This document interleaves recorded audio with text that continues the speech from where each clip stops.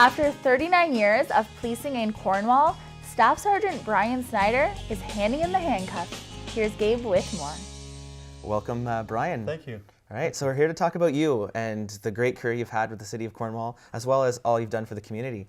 So let's start at the beginning. You started with Cornwall Transit and then made the move after a year to the Cornwall Police. Why?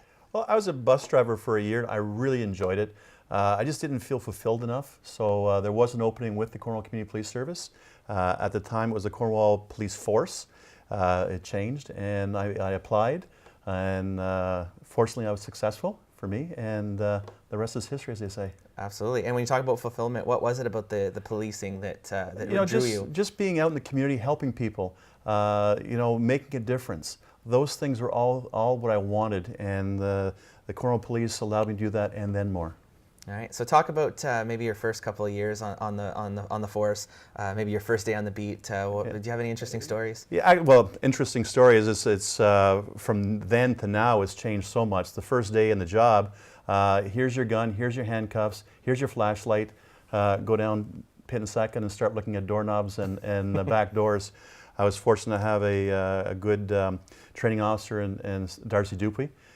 He came out with me, and we went around and showed me the rope, so to speak, and went through back doors, checked the front doors. Being visible was the main thing, making sure they were out there for the community, making sure we were there, and they were safe.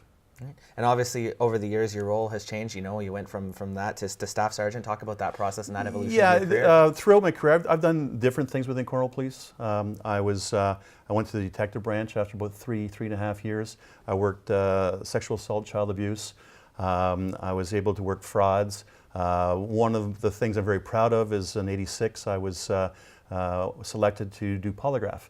So I was actually a polygraph examiner for about 6 years. From there, I went back to community patrol as a sergeant in charge of a platoon, and then I'm going back and forth here.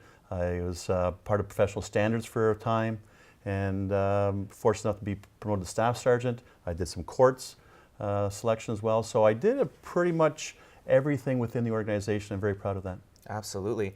Now, obviously, it probably wasn't always easy, but we talked earlier about fulfillment and perhaps what you were looking for when you entered the police.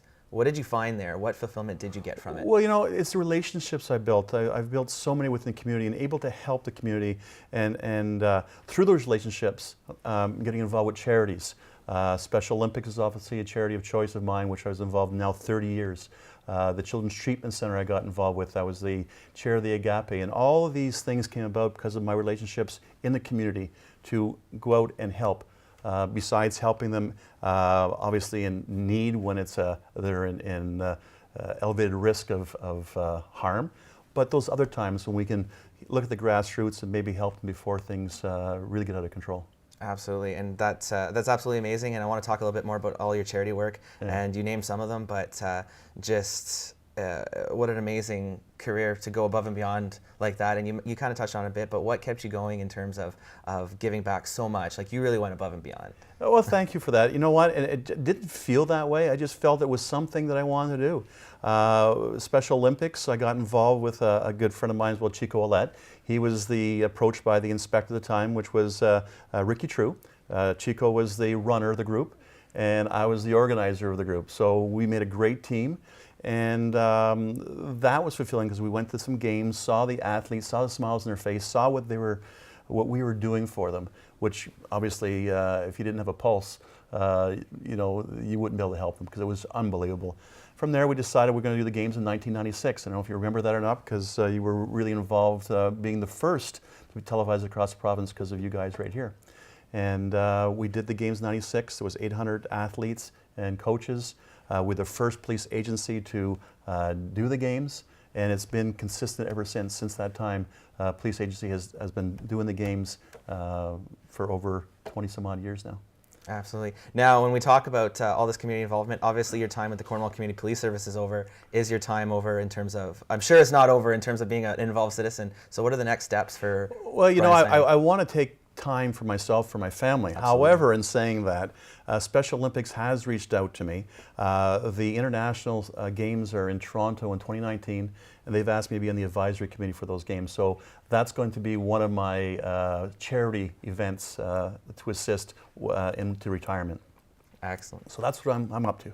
All right. So obviously, when you look back at this career, you've learned so much, you've experienced so much. The next generation, if somebody's out there that may be interested in policing, what advice would you give today, or someone just starting in the force? You know, you have to have a passion, and that's what I think that's why I've been successful, and it's because I have a passion for it. And you want to help people, and you want to get involved.